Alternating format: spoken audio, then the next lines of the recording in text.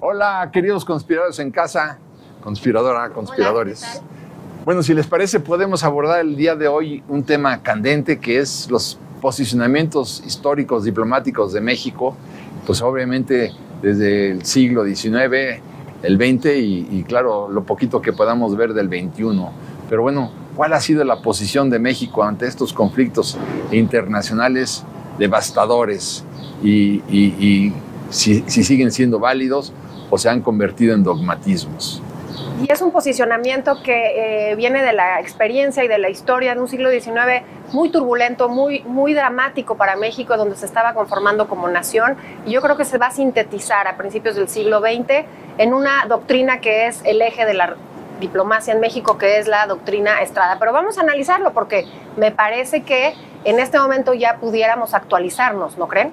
Sí, y bueno, hay que decir que la diplomacia mexicana tuvo momentos brillantes, como con la Guerra de España, como con Gilberto Bosques defendiendo y salvando personas desde su consulado en Francia, como las veces que México, Pinochet, Videla... Las veces que pudo apoyar a Cuba en los inicios, antes de que ya se volviera una dictadura, pero que eran los inicios de la revolución nacionalista de Castro. Sí, en que México mantuvo siempre conteniendo a los Estados Unidos ahí junto, condenando el bloqueo, manteniendo sus relaciones diplomáticas con Cuba. La historia de nuestra diplomacia es una historia de claroscuros, pero más claros que oscuros. Yo también creo, hay que hablar de eso. Salud. Venga.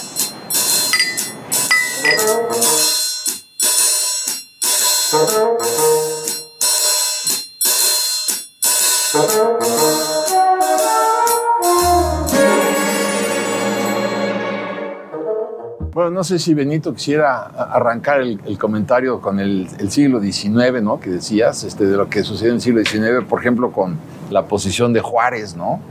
Con las grandes potencias. Perdón, incluso antes, en 1815 Morelos manda a Herrero a Washington. O sea, ese es un principio básico para intentar encontrar aliados en medio de una guerra fratricida, ¿no? Entonces, bueno, ese es yo creo que uno de nuestros primeros enviados plenipotenciarios, que al final obviamente no pudo... En el México virreinal todavía. Sí, y no pudo hacer mucho más, ¿no?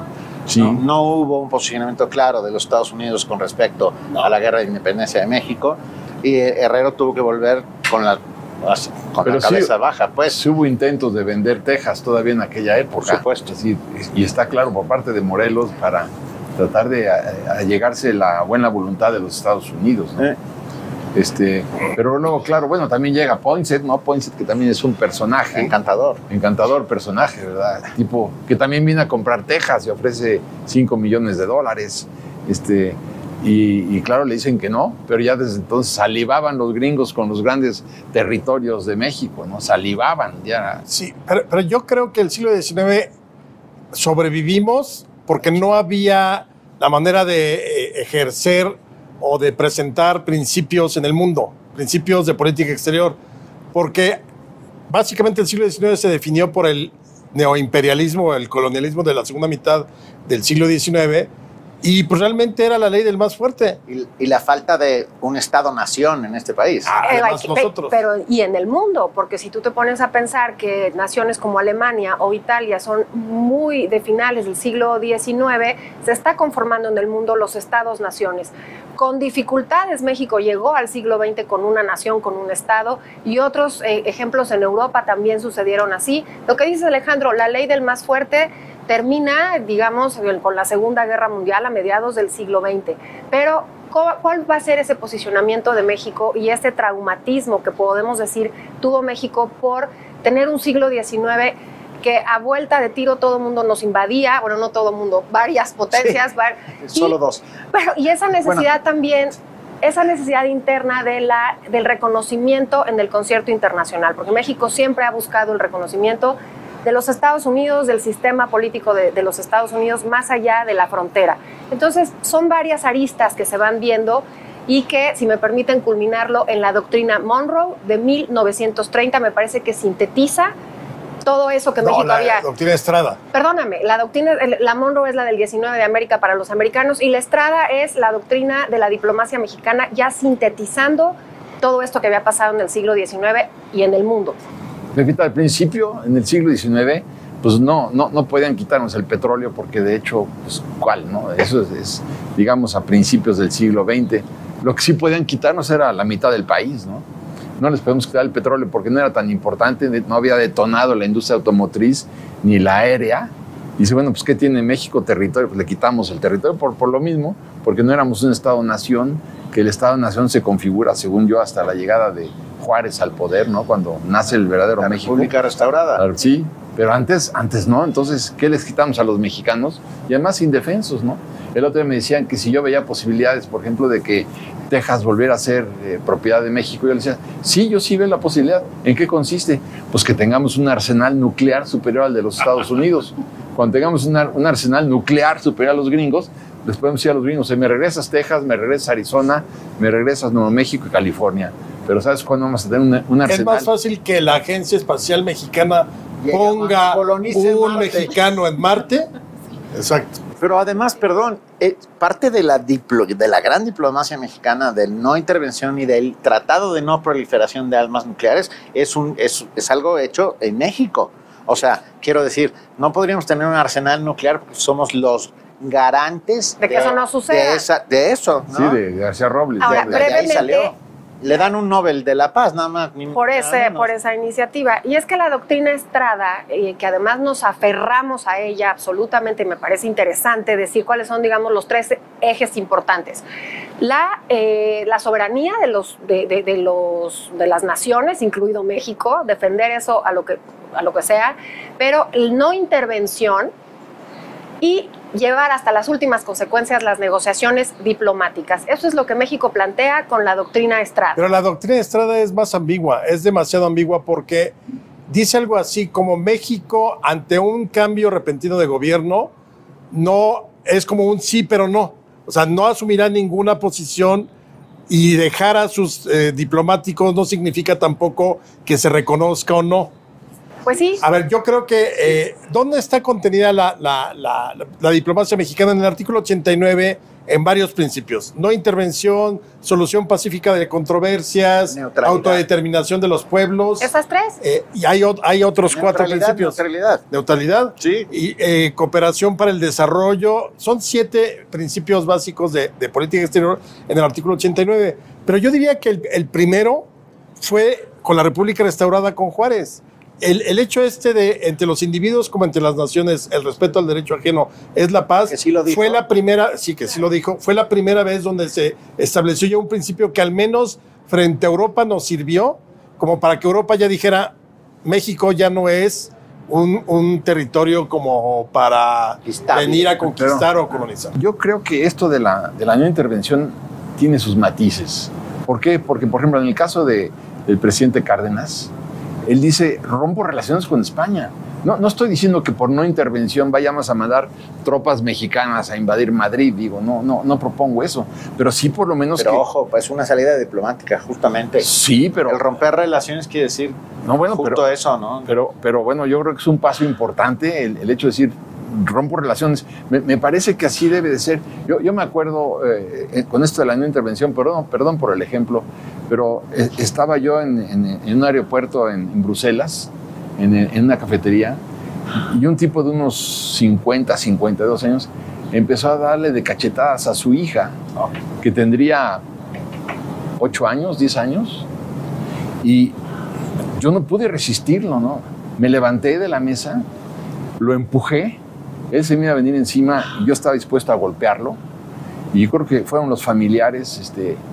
Lo que quiero decir con el ejemplo, pues muy pueril, desde luego, ¿no? Es que hay ocasiones en que ves tal daño en los derechos humanos, tal atraso, tal vejación, tal intervención violenta y sangrienta, que no puedes decir, no intervención. Yo creo que es un momento en que hay que evolucionar en ese sentido. Decir, pero es lo que decía Isabel.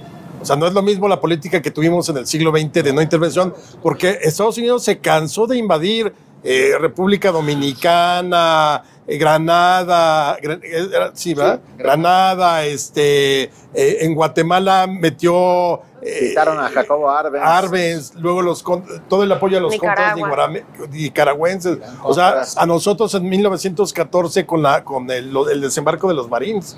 Entonces, yo creo que estaba mucho más justificado en ese momento decir no intervención, porque nosotros habíamos sido víctima de intervenciones. ¿Pero cuál es la intervención? ¿Qué es intervención? Es que ahí está. Sí, intervención militar. No, y intervención, ¿no te parece, Paco, los tratados de Bucareli? ¿No te parece eso una terrorífica intervención de un gobierno norteamericano en un problema tan... O sea, la Revolución Mexicana estuvo salpicadísima de la intervención de los estadounidenses. Y esa es la parte que parece que la doctrina Estrada en los 30 parece ya tratar de evitar. Pero estoy de acuerdo con Alejandro y estoy de acuerdo contigo en que hoy por hoy, 2022, ya en la neutralidad tipo Suiza es como bastante cómplice. De alguna otra, hay cosas que ya están por encima el posicionamiento diplomático no tiene nada que ver con la intervención. Cuando Cárdenas rompe relaciones con el gobierno franquista, o sea, a partir del 36, del 39, eso no obsta para que haya envíos de armas mexicanas. Los famosos rifles Mondragón fueron enviados a España, a las milicias. ¿Eso es intervención? Y esa es la pregunta. Por supuesto que sí es intervención. Pero intervención también es romper relaciones diplomáticas con... Claro. También es intervención. Yo creo que la política mexicana debería cambiarse en ese sentido, porque ¿cuál neutralidad, no? Hay momentos en que no puede ser neutral, como el ejemplo que yo di de la cafetería, claro, con esta pequeñita, ¿no? Claro, y si las relaciones internacionales y las reuniones internacionales lo que te dan es decirle a la población, vamos a poner el ejemplo de Rusia, toda la diplomacia del mundo está ahorita poniéndole un freno a esa sociedad rusa que escogió un gobierno que ahorita está poniendo en una guerra mundial al mundo entero. Entonces, sí me parece que la intervención diplomática es un arma muy poderosa porque le dices a esas sociedades, no estés en contubernio con ese régimen o ese estado que está haciendo demasiado tiradero en el mundo, por decirlo así. Pero no se vayan, que esto se está poniendo bueno. Vamos a analizar si la neutralidad es el camino, si la no intervención es otro camino, el respeto a los derechos de los pueblos es otro camino, sobre todo hasta qué punto los pueblos participan en las decisiones cuando son los militares los que destruyen la democracia y aplastan a los pueblos. Pero ya lo veremos. No se vayan, por favor. Aquí nos vemos.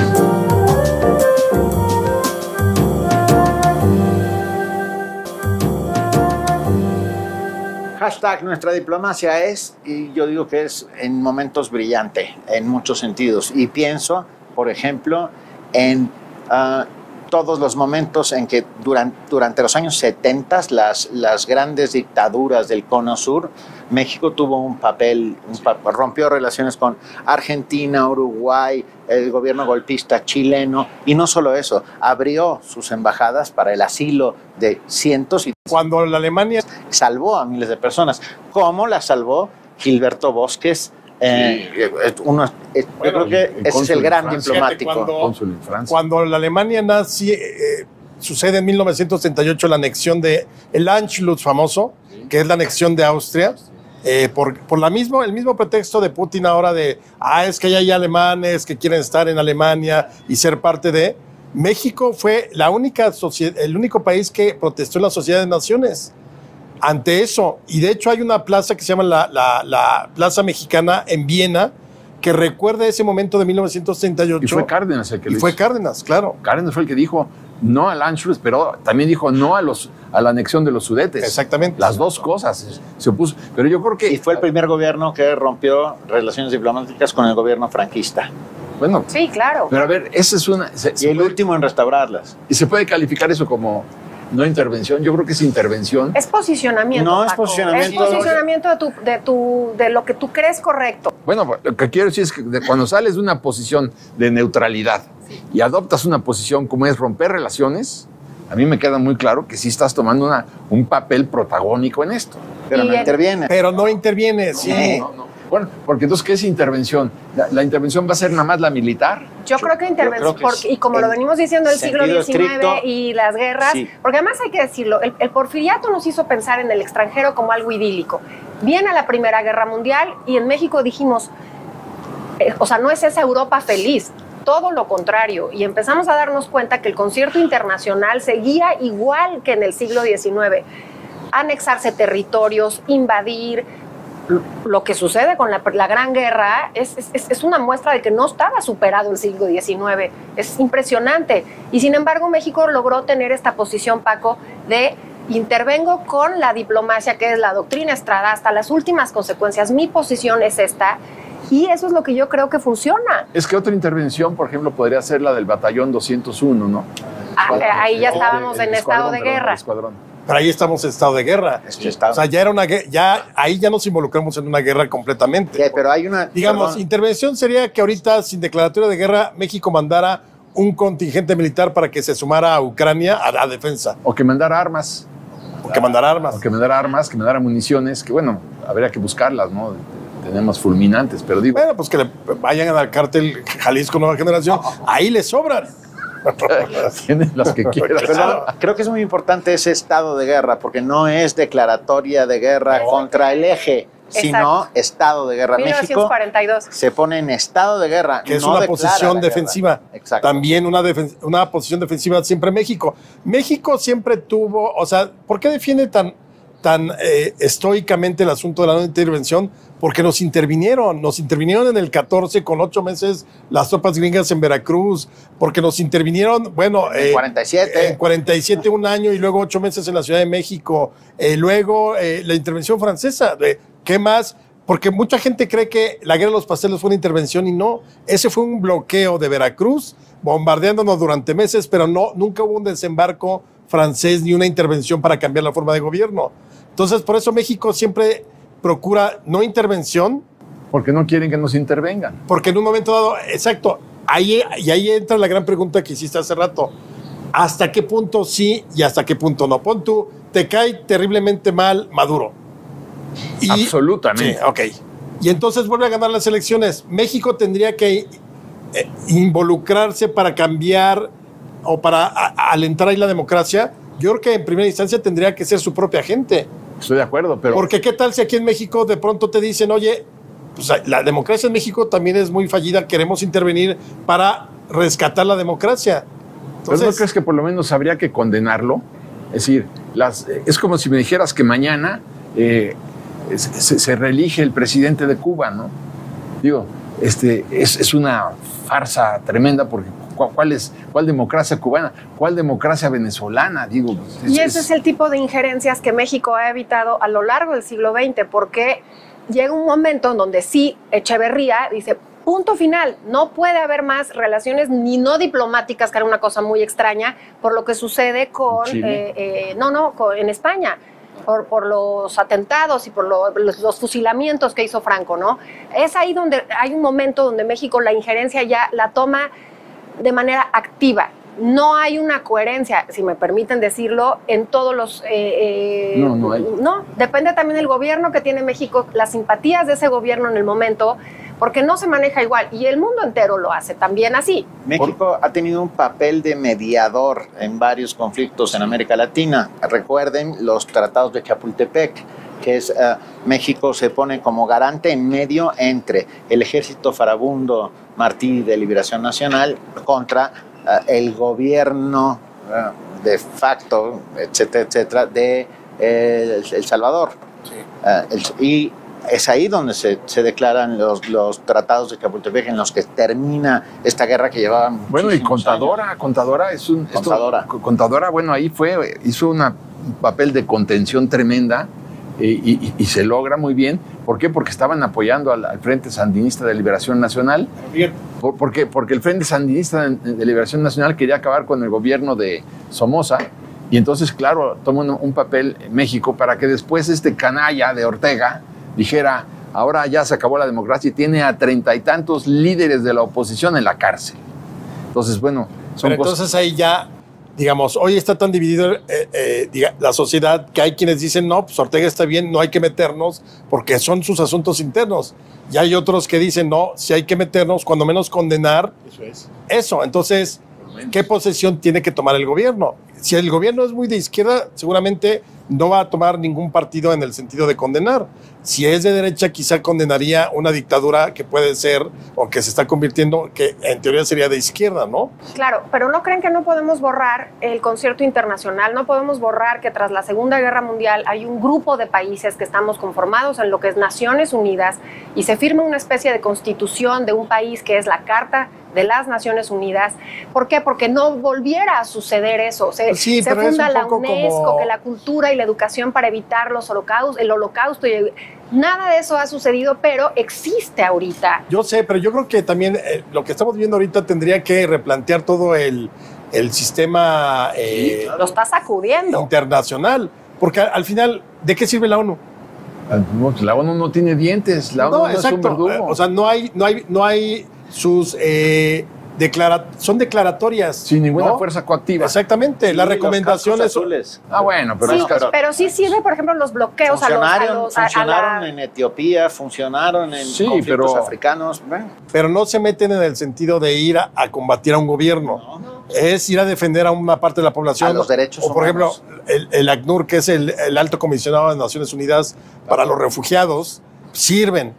Pero realmente lo hemos visto, lo vimos ahora. O sea, la ONU, ¿qué? Ay, vamos a convocar a la ONU. Uy, nos salimos a la hora en que el embajador ruso empieza a hablar. Ministro de Relaciones Uy. Sí, pero tienen veto porque forman parte del Consejo de Seguridad, los soviéticos, porque más ni siquiera están es un tema, si ya lo que firman como la Unión Soviética y no se ha actualizado como Rusia. Es muy complejo, todas las repúblicas que están, sí están en la OTAN, sí no están en la OTAN. Lo que yo sí creo que este organismo internacional funciona es para decirle a la gente de a pie, que somos los que finalmente sufrimos las guerras en el mundo, bloqueos económicos, bloqueos a tus deportistas, porque lo que tú estás haciendo impacta al mundo entero. Entonces, en algún momento esos organismos tienen el impacto en la sociedad. Yo sí las defiendo. Sí, pero ¿cuál es el papel? Por ejemplo, estamos viendo ahora que los organismos internacionales congelan, en el caso de Ucrania, congelan los fondos del Banco Central de Rusia, que vale 680,000. Son las reservas de... Momento. Nuestra diplomacia es, antes de seguir, ¿qué es nuestra diplomacia? Hashtag. Para ti, Paco, nuestra diplomacia es... Pues yo creo que en este momento indefinida habría que tomar definiciones de fondo en donde digamos, por ejemplo, el mundo entero, casi el mundo entero, salvo India y China, dijeron que no es invasión, lo cual me preocupa porque, claro, China tiene como propósito quedarse con Taiwán. No sé cuál sea el objetivo de la India, pero no lo condenan. Yo creo que es una invasión. Pero eso es claro. Tienen armas nucleares. Claro. Eso es eufemismo, no es invasión. Entonces, ¿qué es? Claro. Sí es, por Dios. Yo creo que México sí tendría que decir, es una invasión hecha y derecha, pero y condenarla, porque además yo creo que no podemos permitir que estas cosas sucedan y decir, no, yo soy neutral. No puedes ser neutral en una situación de estas. Yo creo que no. Para mí la diplomacia mexicana es una fuente absoluta de historia que debemos de sacar lo mejor que ha tenido durante más de un siglo, pero debe de ser replanteada y debe de ser apoyada. Yo no siento que el Servicio Exterior mexicano en este momento esté pasando por un momento de apoyo por parte del interior, o sea, del gobierno en México. Eso es lo que yo pienso. No sé a qué te refieres con el Servicio Exterior mexicano. No existe. Pues bueno, hay diplomáticos de carrera. Por eso, ¿Y dónde pero están en los este momento, diplomáticos de carrera? En este Esos son los momento que no quiero es yo ver el ahora mejor que salgan momento. a la arena. Yo no veo a los diplomáticos de carrera, los que engrandecieron la diplomacia de este país, no los veo en el contexto diplomático actual. Porque, ojo, el mundo es distinto. Los diplomáticos no se manejan solos. Exactamente. ¿Pero dónde están? Representan al país y representan. Por eso yo digo que en este ¿a dónde están? podríamos... Aquí lo que tú puedes criticar es la posición del gobierno, que critica que... Están en Inglaterra, están en Francia, están en España. Por eso, pero no puede agarrar el embajador de Inglaterra, mexicanos unidos aquí para ir a combatir. Pero no están, lo que quiero decir es que no están los diplomáticos en los puestos diplomáticos. Es lo que quiero decir. Bueno, sí, eso me pero refería eso yo. ha sido siempre, incluso pero no en lo mejor y más brillante de la diplomacia mexicana, no tenías, eran cargos, digamos, de amigo, A ver, Gonzalo N. Santos, credencial número 6 del Partido Nacional Revolucionario, el que dijo que la moral es un árbol que da moras, fue embajador en Bélgica. Bueno, y Díaz Ordaz, embajador en España. Y los españoles separaron las Claro, siempre ha pestañas. habido muestras y botones de Y en una Fiji había inconsistencia. casi una revolución cuando mandan Yo creo que donde puedes ver la gran diplomacia mexicana es en la OEA, en la ONU, en los organismos internacionales. Ya nos vamos, ¿eh? Híjole. Ya, yo lo sé. Bueno, ni siquiera podemos hablar de la intervención alemana en la Primera Guerra, en México, en la Primera Guerra Mundial. Se quedan muchos temas, como siempre, en el tintero. Sigamos leyendo, averiguando, viendo. Hay mucho que hablar. Nuestra diplomacia es, y ustedes complétenle.